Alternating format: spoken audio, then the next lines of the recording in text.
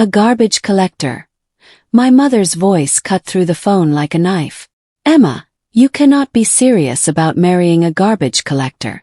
I gripped my phone tighter, standing in my small apartment kitchen. The engagement ring on my finger caught the afternoon light, making me smile despite the anger in her voice. His name is Marcus, Mom. And yes, I'm completely serious. My father's voice joined in on speaker. We didn't pay for your education at Princeton so you could throw your life away on some trash man.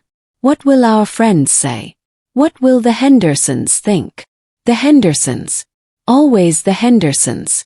My parents had spent my entire life caring more about what their country club friends thought than what made me happy.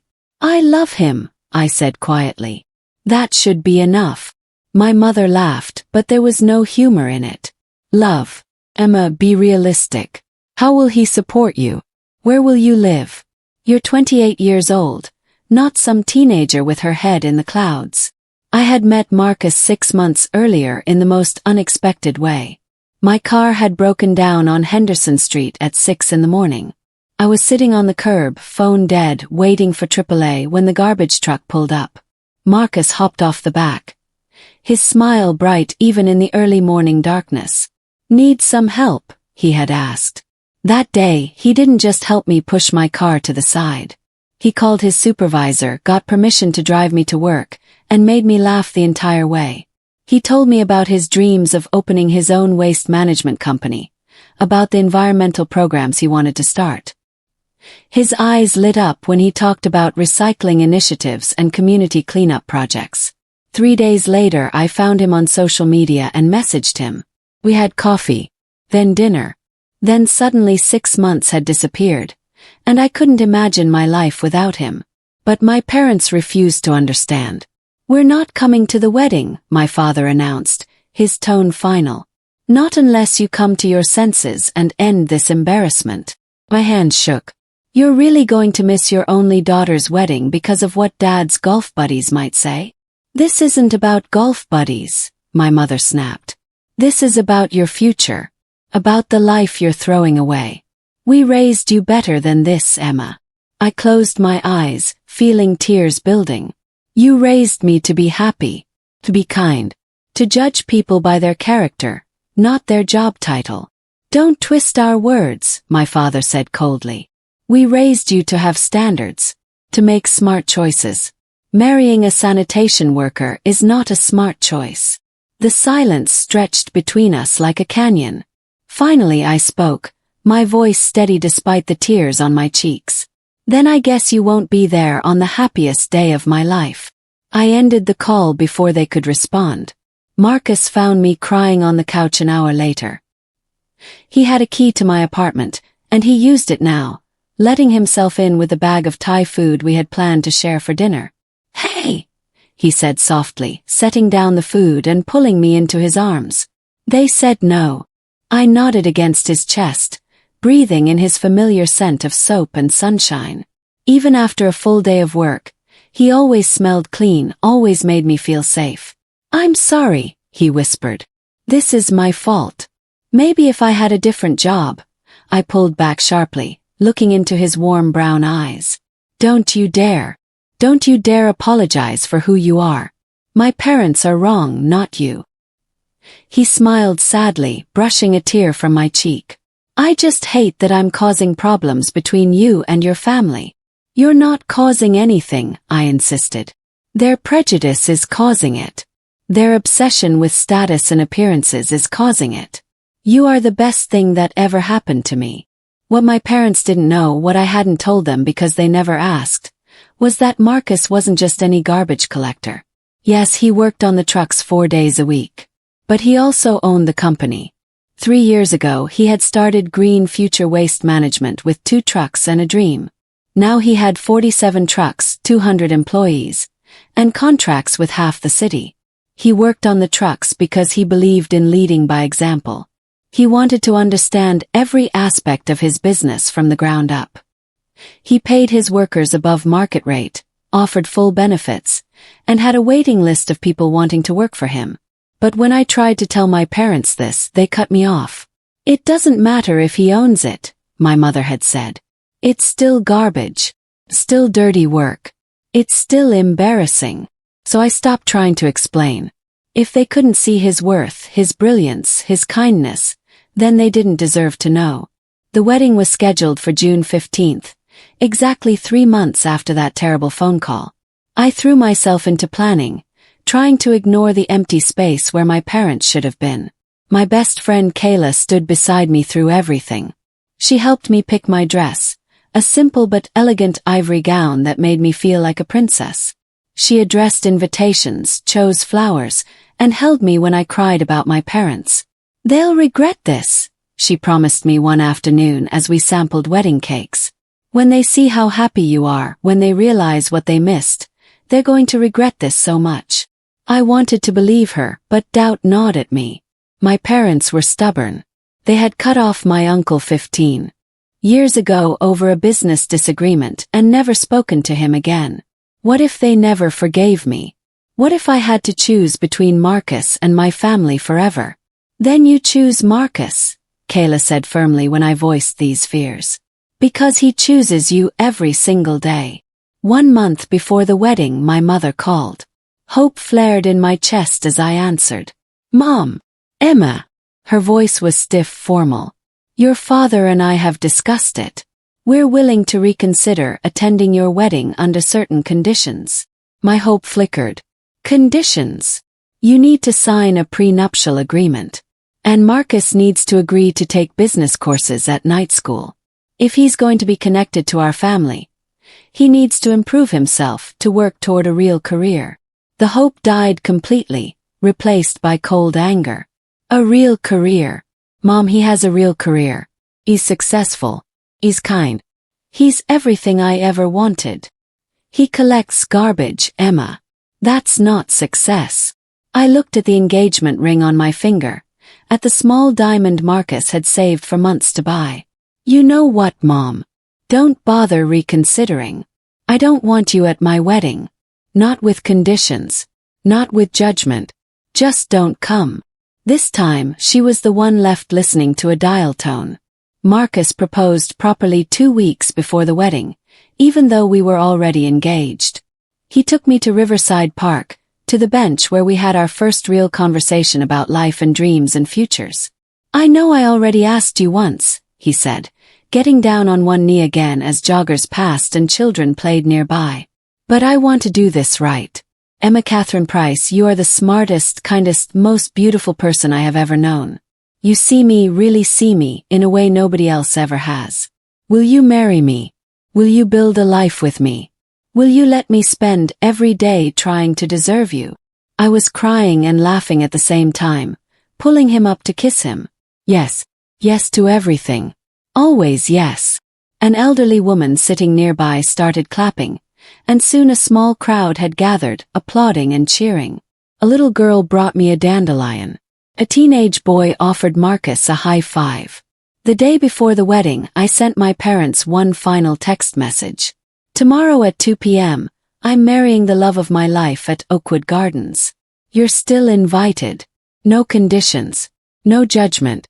Just come if you want to be part of my happiness." I turned off my phone after sending it. I didn't want to see their response, didn't want their rejection to ruin my wedding day. That night, Kayla hosted a small celebration at her apartment. Just me, her, and 3 other close friends. We drank champagne, ate too much pizza, and laughed until our stomachs hurt. "Tomorrow you become Mrs. Emma Hayes," Kayla said, raising her glass. "And your life becomes everything you dreamed of." I raised my own glass, surrounded by people who loved me for exactly who I was. "To tomorrow," I agreed. "To new beginnings." We clinked glasses, and for the first time in months, I felt completely at peace. My wedding day dawned clear and perfect. June sunshine poured through my hotel room windows, warming my skin as Kayla helped me into my dress. The ivory fabric felt like a dream, flowing around me in soft waves.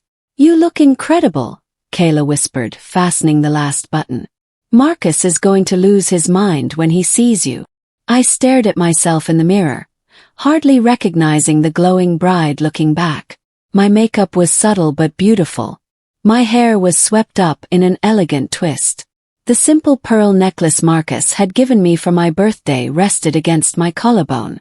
I looked happy. Genuinely, completely happy. A knock on the door made us both jump. Kayla went to answer it while I smoothed my dress nervously. "Delivery for the bride," an unfamiliar voice said. Kayla returned carrying an enormous bouquet of white roses, my favorite. The card read, "Can't wait to see you at the end of that aisle. Love, your future husband."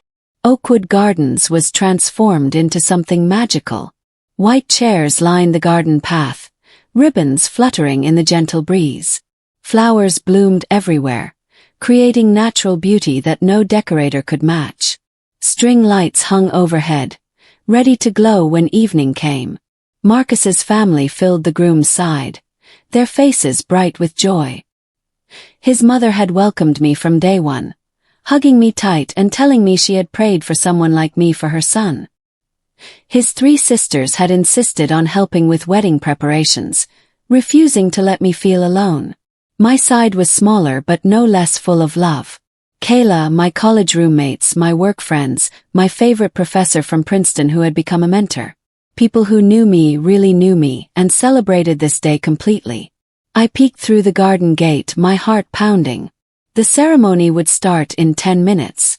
10 minutes until I became Marcus's wife. 10 minutes until my new life began. The music started. A string quartet played a melody Marcus had chosen, something soft and romantic that made my eyes sting with happy tears. Kayla went first, walking down the aisle in her soft blue bridesmaid dress. Then it was my turn.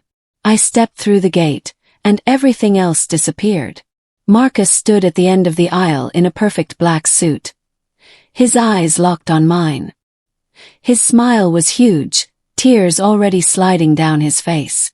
I walked toward him, not caring that my own tears were ruining my makeup. When I reached him, he took my hands, his grip warm and steady. "Hi," he whispered. "Hi," I whispered back, laughing through my tears.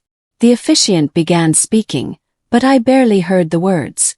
I was lost in Marcus's eyes, in the promise I saw there, in the absolute certainty that this was right. "Emma, your vows," the officiant prompted gently. I cleared my throat, squeezing Marcus's hands. "Marcus, you taught me what real love looks like. You showed me that character matters more than credentials," I continued, my voice growing stronger. "That kindness matters more than status. That being true to yourself is the bravest thing anyone can do. You wake up every day and choose to be good, to work hard, to make the world better in your own way. You see beauty where others see garbage.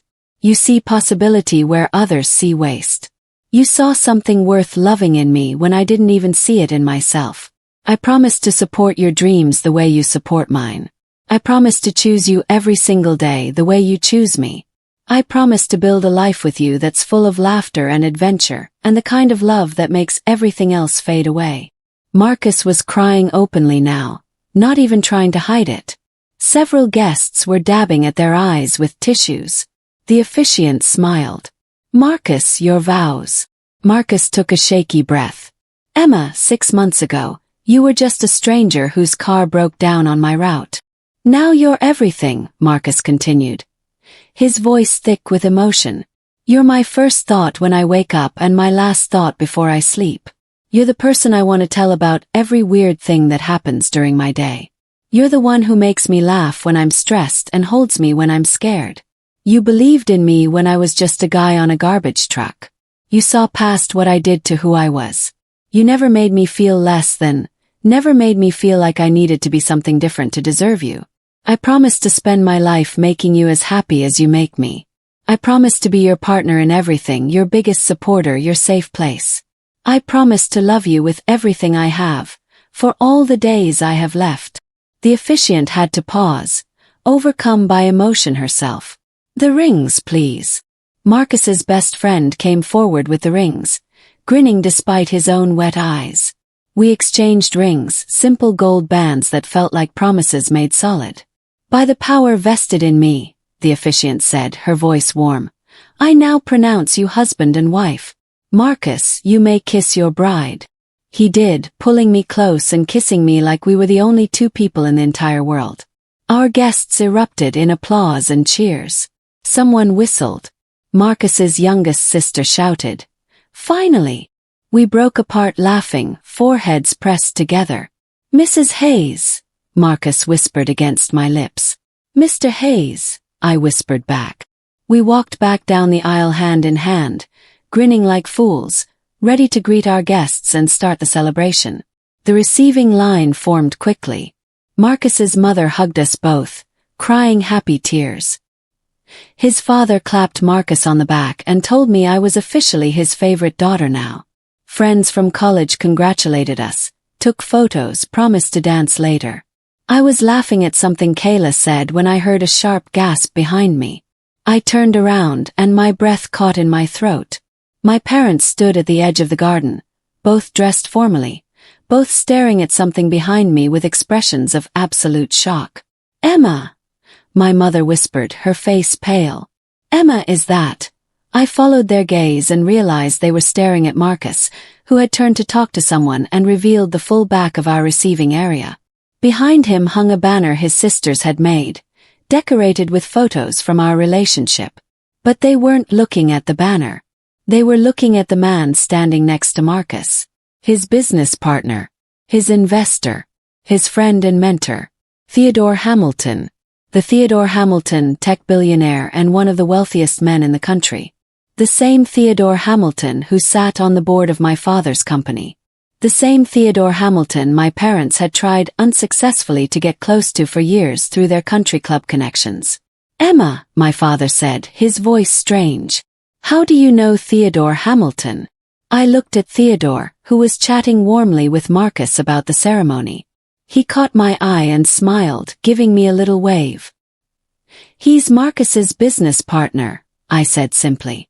They started Green Future Waste Management together 3 years ago. My mother's mouth opened and closed silently. My father looked like someone had hit him with a brick.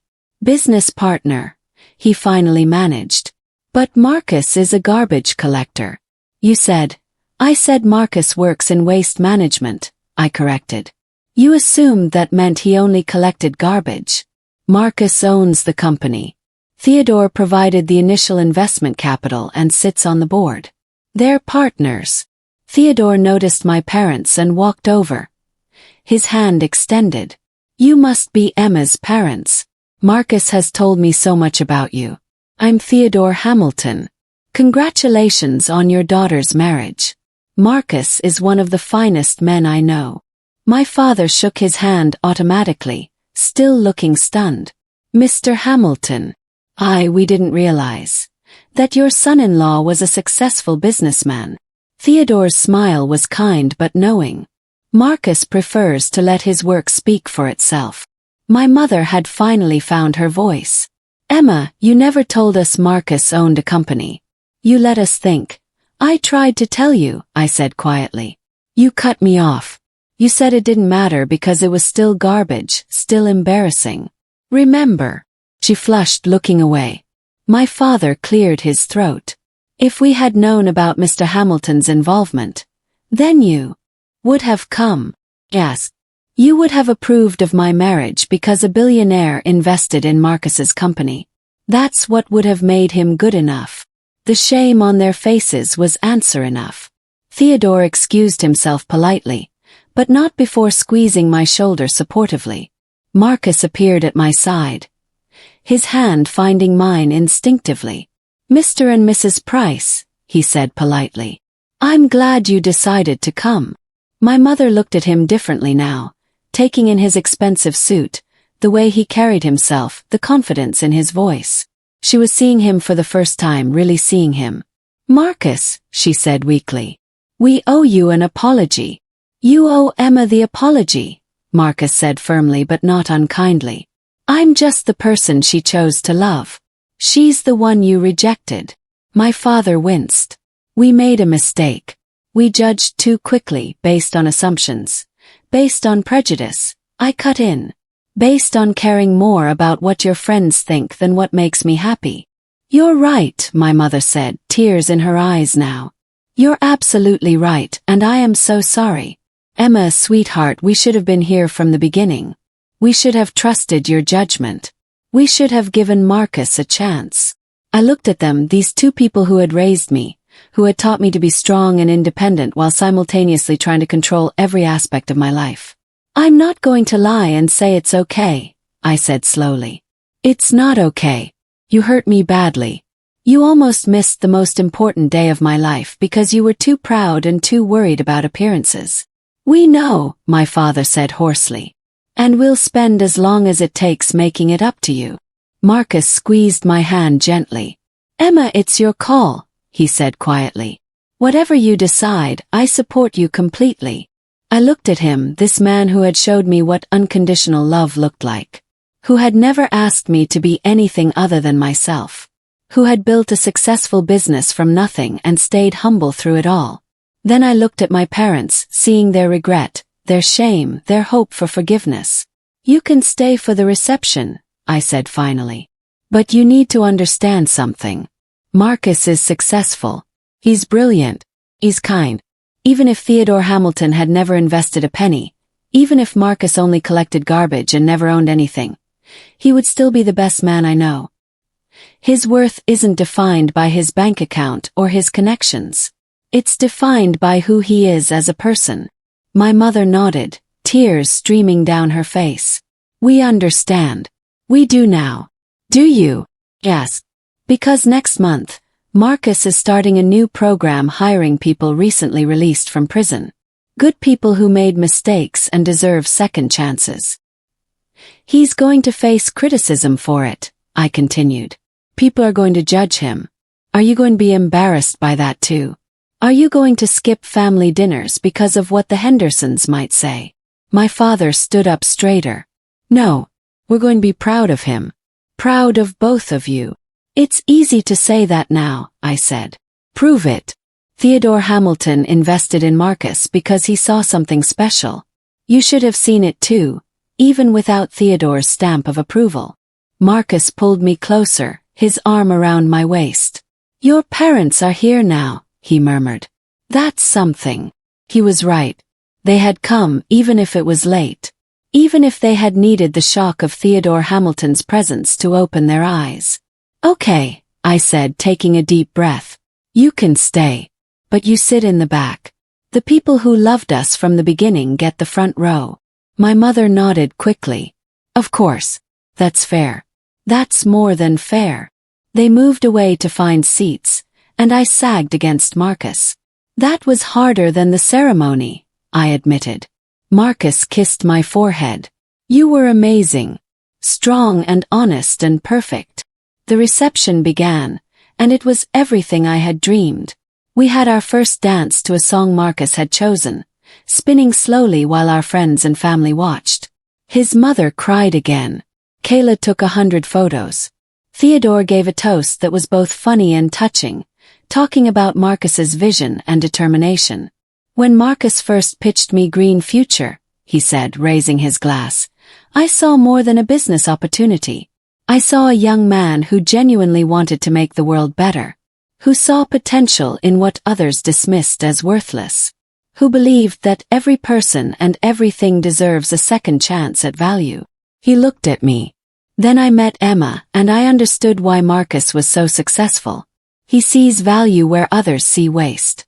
In business and in life. Emma, you got yourself a good one. Everyone cheered and clinked glasses. My parents watched everything with expressions that grew more amazed as the evening went on. They saw how Marcus's employees, several of whom had come to the wedding, spoke about him with genuine affection and respect. They heard his sisters tell stories about his generosity, about how he had put all three of them through college. They witnessed Theodore Hamilton treating Marcus as an equal, as a friend, not just a business partner. During dinner, my mother approached our table tentatively. Emma, could I speak with you for a moment? I excused myself and walked with her to a quiet corner of the garden. The sun was setting, painting everything in shades of gold and pink. I want you to know something, she said, taking my hands. Even if Theodore Hamilton had never invested, Even if Marcus was exactly what we thought he was, you would still deserve an apology. We were wrong to judge him without knowing him. We were wrong to care more about appearances than your happiness. We were wrong to miss your wedding day because of our own pride and prejudice," she continued, her voice breaking. "You were right about us. Right about everything. We raised you to be independent and strong, and then we tried to control you when you became exactly that." I felt my own tears starting again. "I just wanted you to see what I saw in him. The kindness, the integrity, the heart. We see it now," she promised. "And we're going to do better. We're going to be the parents you deserve, the in-laws Marcus deserves." I hugged her then, feeling some of the hurt begin to heal. It would take time. Trust had been broken. But this was a start. When I returned to Marcus, he read my expression and smiled. "Good," he asked. "Getting better," I agreed, settling into my chair beside him. My father approached shortly after, asking Marcus if they could talk. I watched them walk to the edge of the garden, saw my father's serious expression, Marcus's patient listening. They talked for nearly 20 minutes before returning, both looking lighter somehow. "What did he say?" I asked Marcus later as we cut our cake, laughing as he deliberately smeared frosting on my nose. "He apologized. Really apologized, not just for show. Asked if he could take me to lunch next week. Get to know me properly." Marcus wiped the frosting off my nose gently. "And he told me about your childhood. About how proud he always was of you, even when he didn't show it right." I looked across the reception space to where my parents sat, watching us with soft smiles. They had missed so much. The engagement party, the dress shopping, the cake tasting, the excitement and joy of planning our future. But they were here now. Late, yes. For the wrong reasons initially, yes. But here. "I love you," I told Marcus, turning back to face him fully. "I love you for being exactly who you are. Not because of Theodore Hamilton or your company or anything else. Just you." He kissed me softly, sweetly, while our guests cheered again. "I know," he said against my lips. "That's why I married you." The party continued late into the night. We danced until my feet hurt and laughed until my face ached. Theodore Hamilton did the electric slide with Marcus's grandmother. Kayla caught the bouquet and immediately tried to give it back. My parents danced together for the first time in months, holding each other close. And I stood in the middle of it all, Marcus's hand in mine, surrounded by love and laughter and the absolute certainty that I had made exactly the right choice. Not because Marcus was rich or successful or connected, but because he was good. 'Cause he was mine. Because when he looked at me, he saw someone worth choosing every single day. The next morning, we left for our honeymoon in Hawaii. As our plane took off, I looked at my wedding ring, at my sleeping husband beside me, and smiled. My parents had thought I was throwing my life away. Instead, I had found exactly the life I was meant to live. And that made all the difference.